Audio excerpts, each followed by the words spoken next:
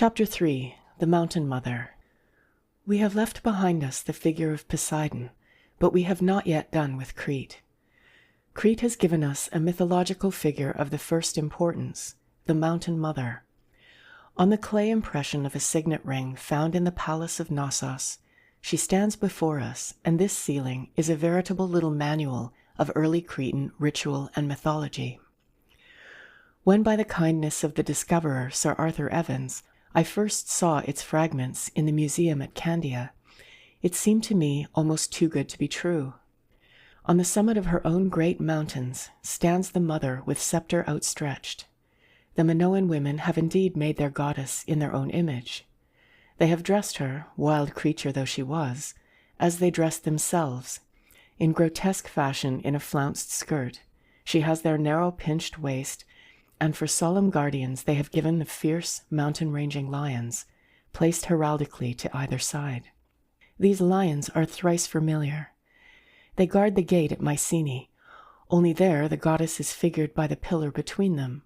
Here she has come to life, imperious, dominant. To the left of the goddess is a Minoan shrine, with horns of consecration and pillars, the symbols that connect her with plant and animal life. For the pillar is but tree-shaped and stylized. Before the goddess stands a worshipper in ecstasy. On this ceiling, the mother, the woman goddess, stands and rules alone. On other gems, a male divinity descending from the sky sometimes appears, but always noticeably he is young and subordinate. In Minoan religion, the male divinity is sometimes merely the attribute of motherhood, a child, sometimes a young man, and sometimes a sky power that fertilizes the earth. Now this supremacy of the mother marks a contrast with the Olympian system, where Zeus the father reigns supreme. It stands for the earth worship as contrasted with the sky. At Dodona, the litany chanted by the priestesses has been preserved for us by Pausanias. It was as follows: Earth sends up fruits, so praise we earth, the mother. The mountain, naturally enough in Crete, stood for earth, and the earth is mother because she gives life to plants, to animals, to man. When in the Eumenides of Aeschylus, the priestess of Delphi begins her address to the successive divinities of the place, her opening words are, "First in my prayer before all other gods, I call on earth, primeval prophetess." Our modern patriarchal society focuses its religious anthropomorphism on the Father and the Son. The Roman Church, with her wider humanity, includes the figure of the Mother, who is both mother and maid. In this she follows the teaching of the Minoans. The mother and father cults are in fact of supreme importance for our understanding of that complex structure, Greek theology. They are characteristic of the two main strata that underlie Greek religion, the southern and earlier stratum, which is Anatolian as well as Cretan, and has the dominant mother god, while the northern stratum, which is Indo-European, has the father god, head of a patriarchal family, and ostensibly at least, in spite of countless amours, the husband of one wife. The northern religion, of course, reflects a patrilineal, the southern a matrilinear social structure. It is not a little remarkable, and shows how deep-seated was the sense of difference, that the mother was never admitted to the Olympus of Homer. Even Demeter, honored though she was through the length and breadth of Greece, had never in Olympus any but the most precarious footing. In later post-Homeric days, when the north and south were fused, a place was found for the mother in a more elastic pantheon, as mother of the gods. The Homeric patriarchal Olympus reflected and was the outcome of a heroic state of society. That is, it emphasized rather the individual than the group. It resulted from warlike and migratory conditions. On the other hand, the worship of the mother emphasizes the group, the race, and its continuance. Rather than the prowess of the individual, it focuses on the facts of fertility and the fostering of life. Accordingly, she, being concerned with the group rather than the individual, is attended not only by her subordinate son and lover, but by groups of daimonic persons, Curetes, Telchines, Corybantes, satyrs, and the like. Of these we shall hear more when we come to the figure of Dionysus, the sun god. But it must be noted that these bands of worshippers also attend the mother. The chorus of Maenads in the Bacchae of Euripides know that their worship was one with the worship of the mother. They sing, "But the timbrel was another's, and away to Mother Rhea it must wend. And to our holy singing from the mothers, the mad satyrs carried it to blend in the dancing and the cheer of our third and perfect year, and it serves Dionysus in the end." Another all-important point: the worship of the mother is always mystical and orgiastic. The mysteries of Greece never center around Zeus the father, but rather around the mother and the subordinate son. The Olympian father, and indeed all Olympian gods, are approached in rational, anthropomorphic fashion. They are treated as magnified men addressed by prayer, praise, presence. But the mother is approached by means that are magical and mysterious. She has mysteries. Mysteries we no longer regard as mysterious in the sense of unintelligible. They are simply magical rites, dramatic representations of birth, marriage, and death, and they are performed with the magical intent of promoting fertility. The divinities who preside over these magical rites are always vaguer in outline than those who are approached by prayer and praise. The mother was never so clearly and fully projected into human form as the father. The mystery par excellence of the mother was her sacred marriage, a magical ceremony for the induction of fertility. The great mother of Crete, though she was never admitted to Olympus, had great influence on Greek thought and religion. Many of her sacred animals and attributes, much of her nature in general, she lent to the women divinities of the mainland. To Hera she lent her sacred marriage, to Demeter her mysteries, to Athena her snakes, to Aphrodite her doves, to Artemis all her functions as lady of the wild things, and most of all, the functions of the dominant goddess with the subordinate figure of the male attendant, half son, half lover. Attis and Adonis are echoed again and again in Greek mythology, in those figures of Hera and Jason, Athena and Theseus. Their high companionship does not reflect the purely Greek relations of man to woman. One lovely figure in Greek mythology undoubtedly comes straight to us from the Cretan mother. That is the figure of Pandora, the All-Giver. On vase paintings, the Earth Mother is often figured rising half out of the actual ground. On a red-figured amphora in the Ashmolean Museum at Oxford, above the uprising figure which we are accustomed to call Gaia, the Earth, is written the name Pandora. In origin, there is no doubt that Pandora was simply the Earth Mother, the All-Giver, but an irresponsible patriarchal mythology changed her into a fair woman dowered with all manner of gifts, the gift of all the gods. Hesiod, in the Works and Days, thus tells the story. "He spake, and they did the will of Zeus, son of Cronos, the Lord. For straightway the halting one, the famous, at his word, took clay, and moulded an image in form of a maiden fair. And Athena, the grey-eyed goddess, girt her and decked her hair.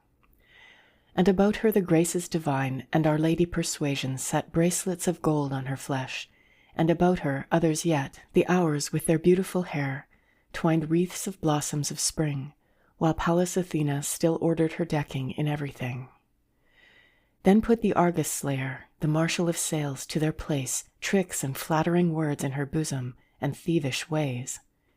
He wrought by the will of Zeus the loud thundering, giving her voice, spokesman of the gods that he is, and for name of her this was his choice, Pandora, because in Olympus the gods joined together then, and all of them gave her a gift, a sorrow, to covetous men." Truly, the ways of mythology are not always upwards. The Great Mother has become the temptress maid. But the Great Mother was never wholly forgotten. On the Baal Culex in the British Museum, the birth of Pandora, or rather her fashioning, is depicted. Athena and Hephaestus to either side are busy with her bedecking, but the inscription above her is not Pandora, but Anisidora, the sender up of gifts, true epithet of the Earth Mother. Moreover, Pandora's box has become proverbial, but on inquiry it turns out not to be a box at all. The word used by Hesiod is pithos, and pithos means not a box, but a large earthenware jar. These pithoi were used by the Greeks as storehouses for grain, wine, and oil.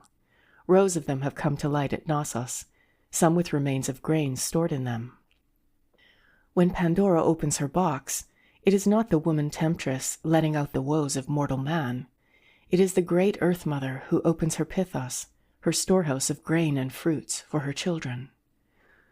Through all the glamour of Hesiod's verse, enchanted as he is himself by the vision of the lovely temptress, there gleams also an ugly and malicious theological animus.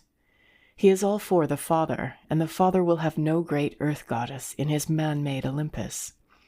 So she who made all things, gods and mortals, is unmade and remade, and becomes the plaything of man, his slave, his lure, dowered only with bodily beauty and with a slave's tricks and blandishments. To Zeus, the arch-patriarchal bourgeois, the birth of the first woman is a huge Olympian joke. He spake, and the sire of men and of gods immortal laughed.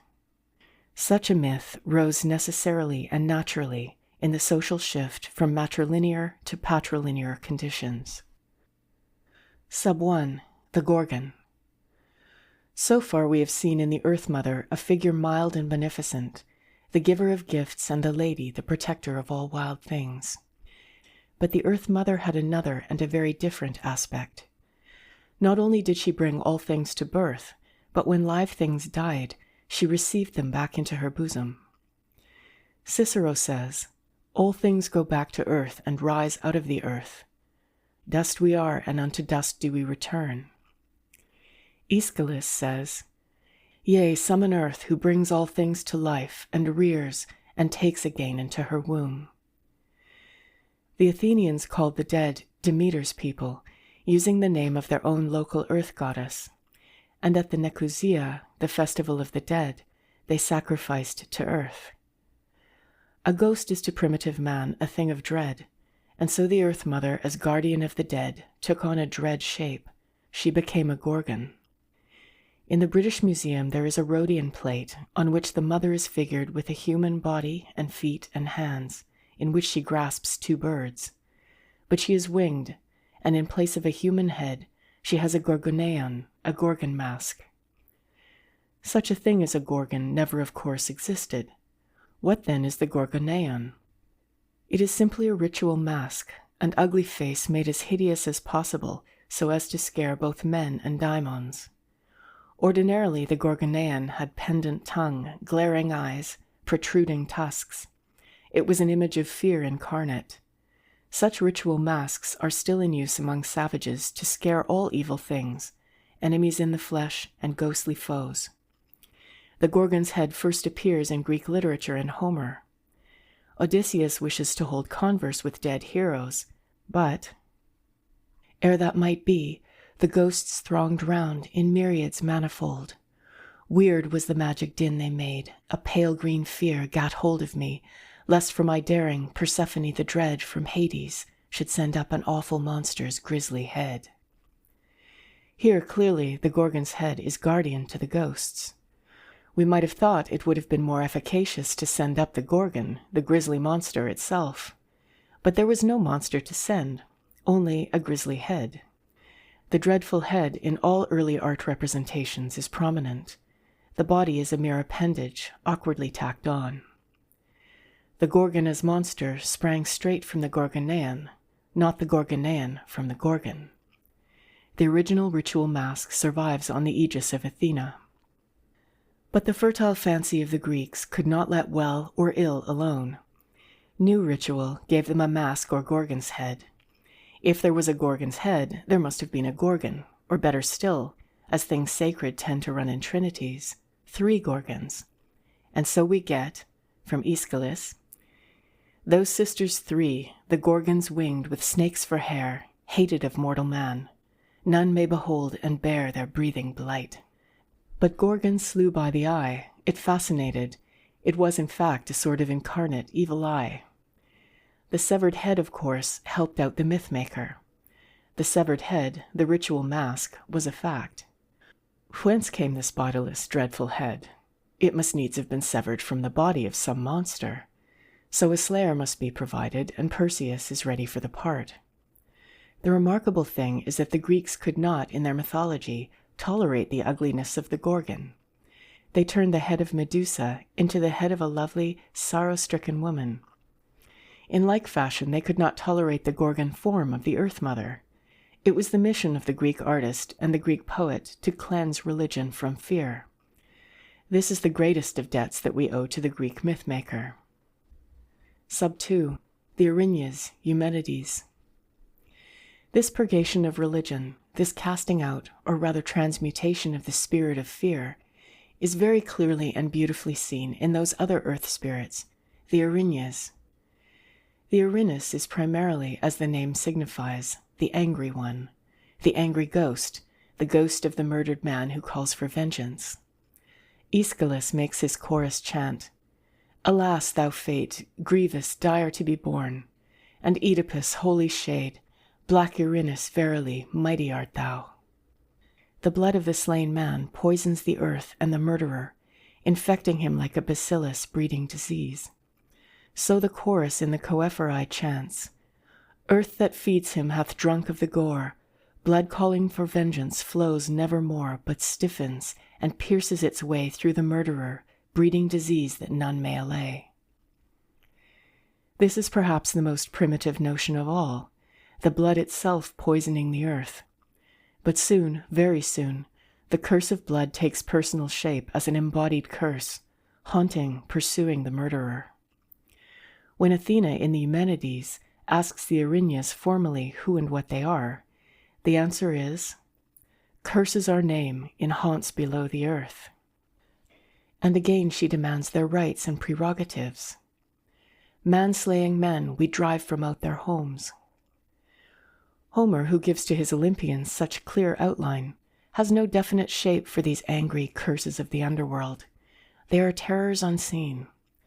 But Aeschylus has to give them definite forms because in his Eumenides he brings them actually on the stage. How does he figure them? He knows they are earth spirits, and he makes them half Gorgons and half Harpies, only more loathly than either. The priestess has beheld them in her temple at Delphi, and horror-stricken she staggers back to tell what she has seen. They are crouching around Orestes, murderer of his mother. Fronting the man, I saw a wondrous band of women sleeping on the seats. But no, not women these, but Gorgons. Yet methink I may not liken them to Gorgon shapes. Once on a time I saw those pictured things that snatch at Phineus's feast. But these are wingless, black, foul utterly. They snore, breathing out noisome breath. From out their eyes they ooze a loathly rheum. Before the time of Aeschylus, the Erinyes had no fixed form. There was no tradition of art for him to fall back on. When mad Orestes sees them, he sees only the shapes he knows. These are the Gorgon shapes, black-robed with tangled tentacles entwined of frequent snakes. These frequent snakes are indeed of the very essence of the Erinyes. The snake symbol and incarnation of the dead man is her most primitive form. When Clytemnestra in the Eumenides finds the Erinyes sleeping and would rouse them, she cries, "Travail and sleep, chartered conspirators, have spent the fell rage of the dragoness." And in the Iphigenia in Taurus, the mad Orestes, catching sight of his mother's ghost, cries to Pylades, "Dost see her, the Hades snake who gapes to slay me, with dread vipers open-mouthed?" The snake is more than the symbol of the dead.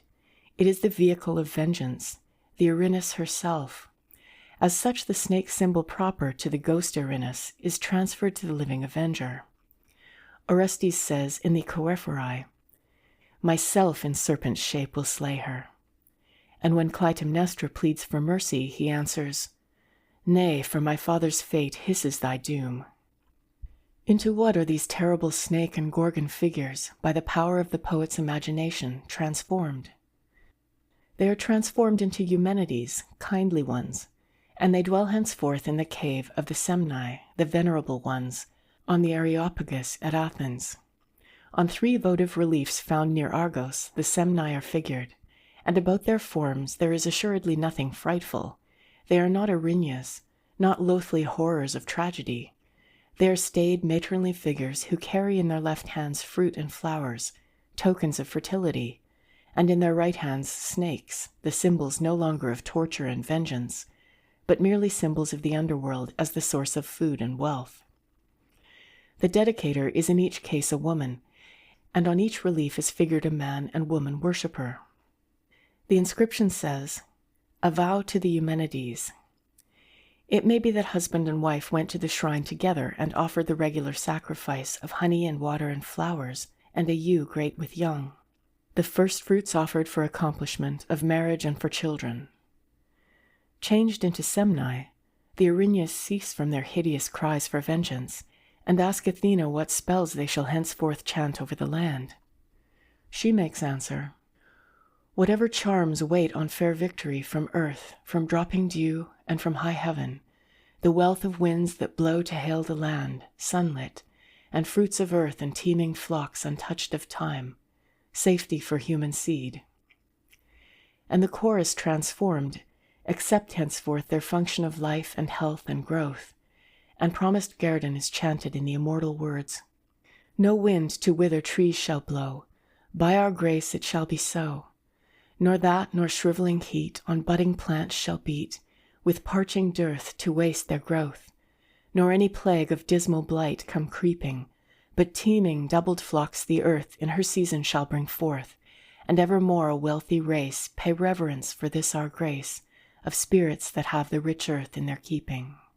And as the great procession, purple-robed, torch-bearing, winds up the hill, we know that there is peace upon earth, goodwill to men. In the case of the Gorgon and the Earth Mother, and still more with the Erinyes Eumenides, we see the actual purgation in process. We watch the Greek spirit turn away from fear and anger to peace and love, and the Greek worshipper refuse the ritual of apotrope, of repulsion, and choose the free service of theriopeia, tendance. But in many another mythological figure, the process must have gone on unseen.